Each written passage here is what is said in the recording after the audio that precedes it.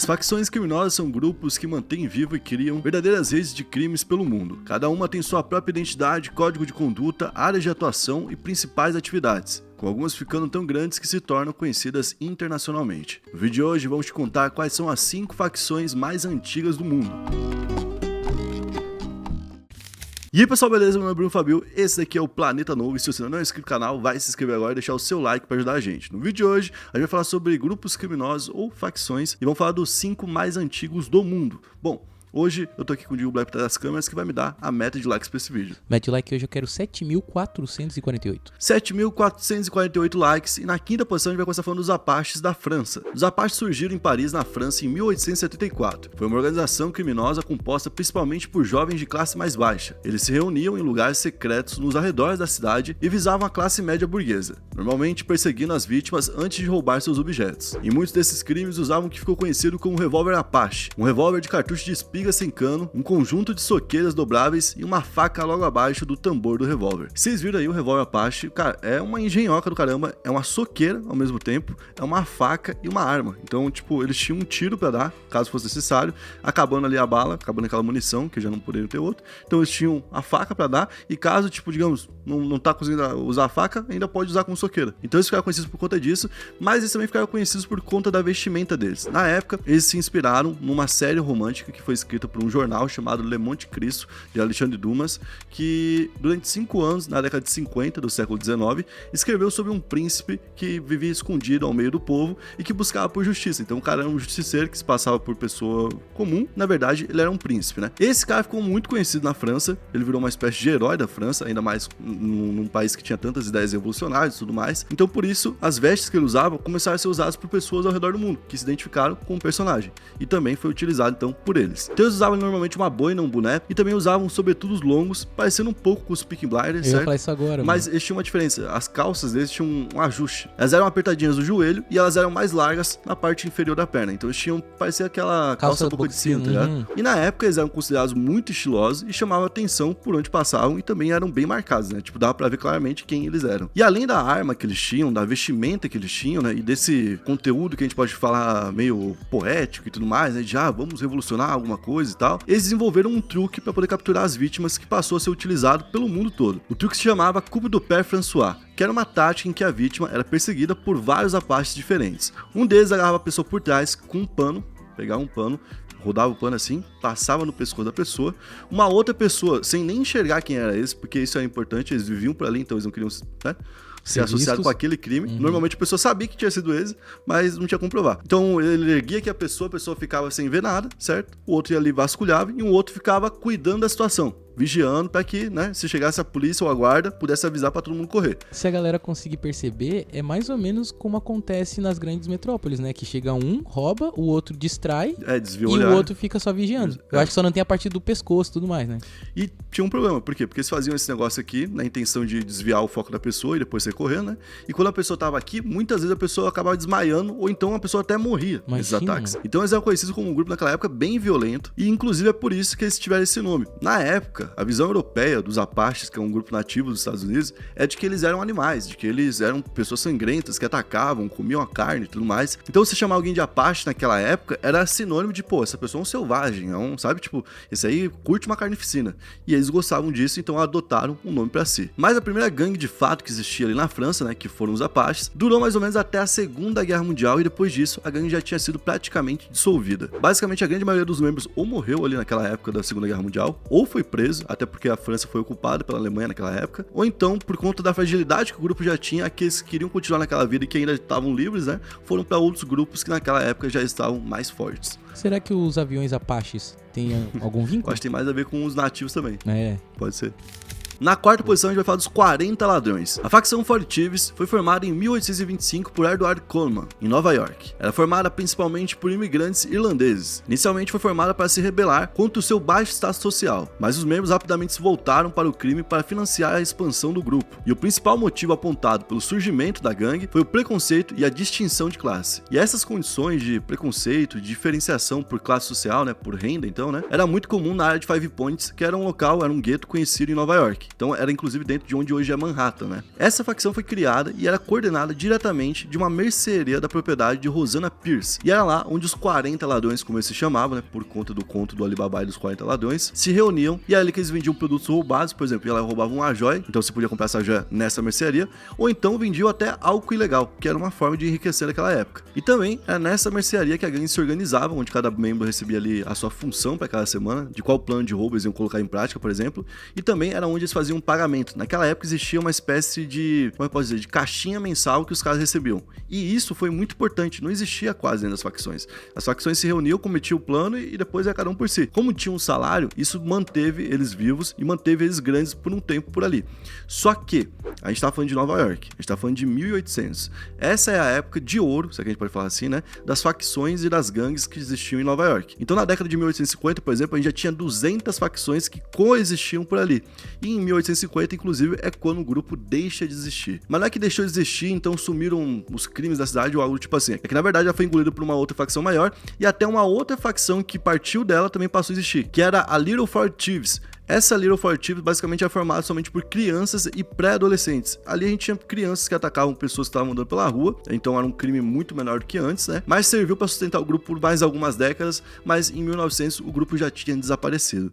Na terceira posição a gente vai falar da máfia siciliana, conhecida também como Cosa Nostra. A Cosa Nostra é uma das organizações criminosas mais conhecidas do mundo, sendo chamada também de máfia siciliana. A Cosa Nostra teve seu início na primeira metade do século XIX, numa ilha italiana chamada Sicília. Acredita-se que tenha surgido como uma forma de resistência contra a ocupação estrangeira e opressão governamental naquela região. Seu nome, que significa Coisa Nossa, em italiano, reflete o ar secreto e fechado da organização. A Cosa Nostra é conhecida por suas atividades criminosas que incluem extorsão, tráfico de drogas, jogo ilegal, sequestro e a execução de qualquer um que fique em seu caminho. Também está envolvido em corrupção e influência política, infiltrando-se em instituições governamentais e econômicas. A Cosa Nostra surge, como a maioria das facções desses grupos, né, partindo de alguma revolta. Ou então foi algum ataque do governo que o governo pesou a mão demais e que a polícia ou então que a guarda armada daquela época fez uma matança onde não deveria ter acontecido. Ou então é por conta das condições de um presídio, ou então é por conta das condições de um bairro. Sempre é em um protesto. Imigrantes. Certo? Porque, por exemplo, é muito difícil convencer pessoas comuns, pessoas que não são criminosas, a do nada se unirem e se tornarem criminosos. Então, para você conseguir angariar pessoas ali pro seu movimento, você traz uma causa junto contigo. Uma causa que é honesta, que pessoas vão se identificar. E aí você cria uma confusão ética dentro disso, né? Porque você fala, não, na verdade a gente não é criminoso. Na verdade a gente tem uma causa aqui, certo? E a gente usa dos crimes para conseguir verba para poder financiar a causa. Então, se a gente precisa de uma luta armada, se a gente precisa de algo do tipo assim, vamos cometer crimes para poder conseguir essas armas e conseguir bancar tudo isso. E por um lado, tem muita gente que acaba defendendo essa posição. E no início você vê que sempre tem tipo um lado mais político, são pessoas mais pensadoras que lideram e tudo mais, e depois vai se tornando um negócio, né? Em algum momento a facção tem essa virada de chave, esquece bastante dessa ideologia, deixa de lado, né? Até que no Brasil as facções também tiveram um momento que tiveram que decidir isso. O PCC, por exemplo, teve um momento que as lideranças tentaram colocar um carro-bomba dentro da Bovespa, que é a Bolsa de Valores do Brasil. Esse plano ficou conhecido no Brasil inteiro. Algumas lideranças queriam fazer isso e outras não quiseram. E por conta disso teve um conflito entre as próprias lideranças do grupo. Porque um lado via que um ataque contra o Bovespa era ideológico, porque era contra os grandes caras e tal, né? Mas por outro lado ia caçar uma briga enorme pro grupo que não queria aquela briga. Ou seja, o grupo ali estava escolhendo deixar de ser ideológico e seguir mais para um lado comercial, um lado financeiro mesmo. E aqui foi o que aconteceu com a Cosa Nostra. Só que a Cosa Nostra conseguiu fazer ainda mais uma dobra depois dessa. Então, tipo, tinha a parte que era ideológica, passou a ser uma questão financeira, e depois teve mais uma dobra ainda, que foi além, que é quando eles passam a ser uma máfia, né? Eles começaram a se camuflar dentro da sociedade, e eles pensaram, como é que a gente faz pra gente poder se camuflar e fingir que a gente não pertence a uma máfia, ou pelo menos conseguir comprar todo mundo que for necessário para poder continuar a vida normal. Bom, a gente vai se esconder no local onde todo mundo tá olhando. Por exemplo, onde é um lugar ideal para você esconder uma carga enorme de cocaína? Você pode esconder lá no Cristo Redentor. Vai ser difícil alguém pensar que tá por lá, né? Por exemplo, aqueles fuzis que sumiram. Sim. Se tiver tudo lá no Cristo, duvido que alguém foi procurar no Cristo, ainda tá mais ligado? Isso, e é que nem tá falando, ainda mais se for num lugar movimentado, né? Exato. Então, tipo assim, é essa lógica que eles usam, entendeu? Então, tipo, o cara é político tal, muito importante, então, pô, não tem como esse cara estar envolvido com a máfia. Esse cara aqui é presidente de tal time da Itália, então, pô, esse cara não tem como estar envolvido com a máfia.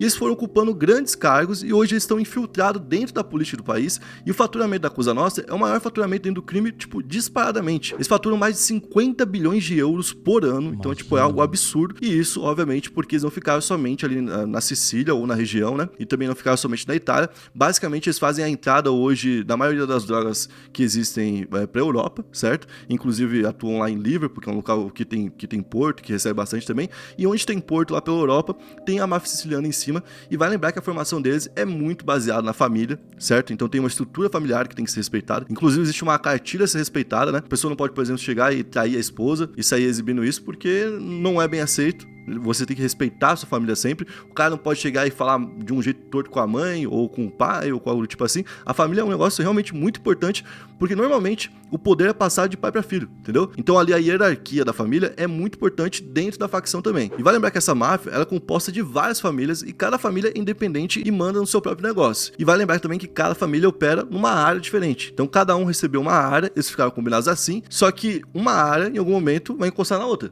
que é o que acontece com os países também, que é a famosa fronteira. Aquela região, até nos países que a gente vê, normalmente é a região que dá mais problema, que é o local onde os dois países disputam e falam que é seu, né? E aqui acontece a mesma coisa. Então a gente tem guerras que acontecem entre membros da mesma facção, que são os membros da máfia siciliana. E além disso, eles têm um conselho geral, que une ali os chefes de cada família, e aí todos de forma coletiva elegem um capo, que é o capo dos capos, né? Cada chefe da família é chamado de capo. No final eles elegem um capo central, e esse cara é quem organiza o conselho e determina, por exemplo, custos, cobranças, apoio financeiro que uma família deva receber, uma cobrança que alguém deva receber por um ato que tenha feito. Então tudo isso é determinado em conselho. Vale lembrar que essa máfia se mantém ativa até hoje, como a gente falou, diferente das outras que apareceram por aqui, né? E ela se expandiu há muito tempo pela Europa e também passou a atuar em Nova York e Chicago já faz um bom tempo. Vale lembrar que a Cosa Nostra também atingiu seu auge há algum tempo, lá entre 1970 e 1980, e nos últimos anos vem sofrendo com alguns golpes significativos, tanto de apreensões de pó, principalmente, né? Que é pego entrando na Itália. Até esse ano é um ano que vem ter isso bastante, né? Sim, a gente viu bastante coisa vindo da Europa e indo pra Europa, né? Que os caras interceptaram. E também com bastante prisões. A gente teve alguns membros importantes da Cosa Nostra que acabaram indo parar dentro da cadeia. Pô, mas é muito doido o tamanho que é essa gangue e o quanto de chefes que não deve ter espalhado pelo mundo, né, mano? Que os caras, tipo, pra poder realmente acabar com ela, deve ser muito difícil, mano. Na segunda posição, a gente vai falar das tríades. A gente vai falar das tríades, mas podia ser sobre a tríade chinesa.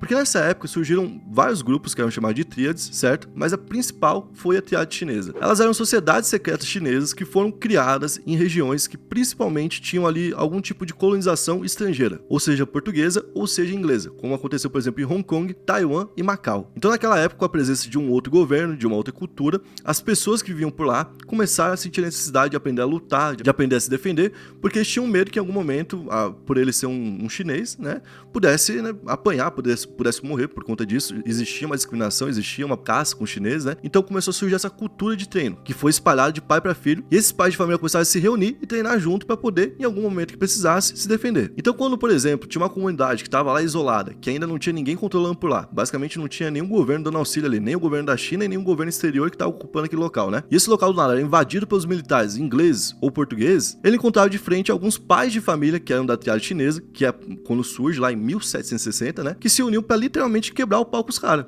Foi assim que surgiu a triade chinesa. E aí, como a gente falou, teve aquela virada e em algum momento passou a focar muito mais na parte financeira, na parte de ganhar dinheiro, né? Mas manteve também suas tradições com uma hierarquia onde tem um chefe para cada grupo e também existe um conselho entre chefes e existe um chefe de todos esses chefes. Ou seja, existe uma hierarquia, existe ali um desejo de sempre continuar subindo dentro do grupo também. As triades são um pouco diferentes da máfia siciliana, porque na máfia siciliana a gente tem uma separação mais forte. Cada família tem direito a atuar de uma forma mais independente. Aqui, apesar de a gente ter grupos diferentes que atuam de forma separada, todos eles obedecem o Red Dragon, que é o cara que comanda a triade chinesa.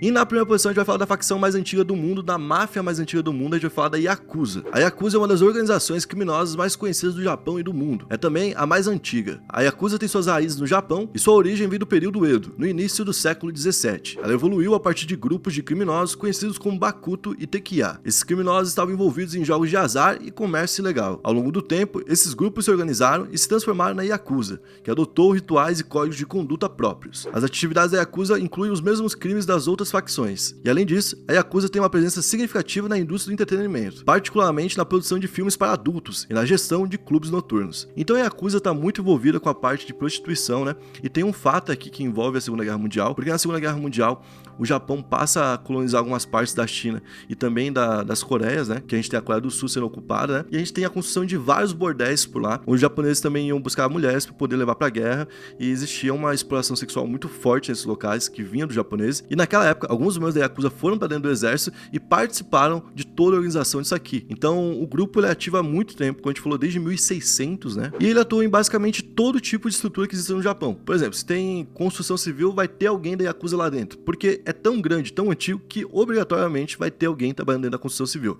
Se tem a ala médica, vai ter alguém da Yakuza lá dentro. Se tem a ala artística, vai ter alguém da Yakuza lá dentro. Então, para eles é muito fácil, por exemplo, conseguir ter alguém representando dentro de uma área de poder. Antes da polícia ir investigar, por exemplo, alguém da Yakuza ou da justiça ir atrás, pode ser que alguém black, alguém lá de dentro mesmo, que esteja atuando dentro do grupo. E o grupo também mantém aquele sentido de família, de união, no caso é chamado de clã, e é liderado também por um chefe superior, que nesse caso é chamado de Oyabun. Quem obedece ao Oyabun é chamado de Kobun. Esses aqui já são membros da Yakuza e já estão dentro da facção, inclusive sabendo de planos e de coisas que uma pessoa de fora não deve saber. E depois a gente ainda tem os associados, que são aqueles que estão buscando aprovação dentro da Yakuza e que estão prestando serviço para poder ainda ser avaliado se vai entrar ou não. Vale lembrar que o tamanho da Yakuza com o tempo variou muito, mas no auge deles, que foi na década de 60, eles tinham cerca de 180 mil membros. E apesar de ter diminuído com o tempo, a Yakuza ainda é forte no Japão e em outros locais onde tem a cultura japonesa.